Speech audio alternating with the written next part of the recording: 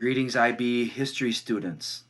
This is our first attempt at a video this year, and I'm going to tell you first that I'll be posting one just about every day of the academic calendar, and that's Wednesday to Wednesday. And I'll be trying to convey one of two things. One, a message of what I'd like you to be doing, or two, there'll be something small related to content.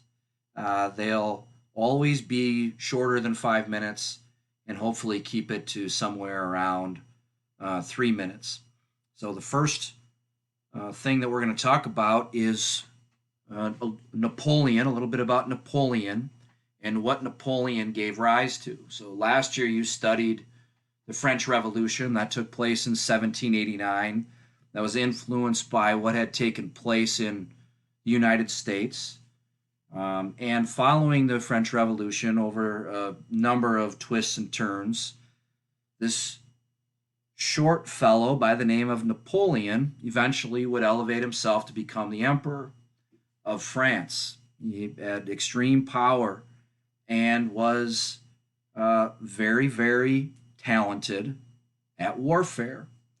And two things come from this, and you can see on the map in green is what France was in 1810. This is kind of the height of Napoleonic Europe.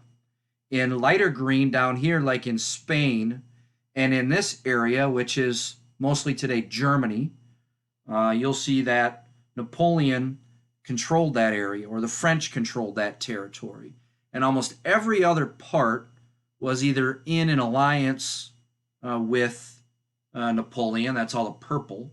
There was really only one country that was in dire opposition to Napoleon, and that was Great Britain. But the general point is this, that as Napoleon and the French expanded throughout Europe, two things were spread. One is this concept of liberalism, this idea of liberty and fraternity and equality. It was defined by the French Revolution. We'll talk about liberalism on another day, but this other thing that the French realized is they really enjoyed dominating. They really liked the fact that as French speakers, they were, for example, in control of a lot of German speakers and had control over them. So Napoleon was spreading these ideals of the revolution of that, for example, people deserve to be promoted and get jobs based on merit and not on birthright. But this other thing happens, and what that was called was nationalism, the birth of nationalism, that the French people began to take pride and identify under the flag of France, the tricolored flag. Nationalism is not to be confused with patriotism. Patriotism is like in the United States, it would be devotion to your country and cheering for the United States in the Olympics. But it doesn't necessarily put a country in conflict with another, whereas nationalism does. Nationalism is not only pride in one's country, it's not only an identification of a group of people together, it's also this idea that you would like to have power over others. And Napoleon and his expansion gave rise to this concept of nationalism. And it would become a problem. As nationalism rose throughout the 19th century, it would culminate in what this class will spend a lot of time on, and that is World War I, as one of the underlying causes of that war.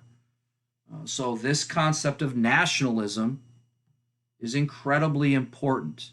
I'll talk some about a speech that Emmanuel Macron, the current president of France, gave a couple of years ago about the dangers of nationalism, because it's something that we still see in the world today, and it has caused conflict. It certainly would cause conflict from this point, from the time Napoleon falls, through the rest of the 19th century and into the 20th century, which makes it a really important topic, and one that you're going to be spending some time on in this first project.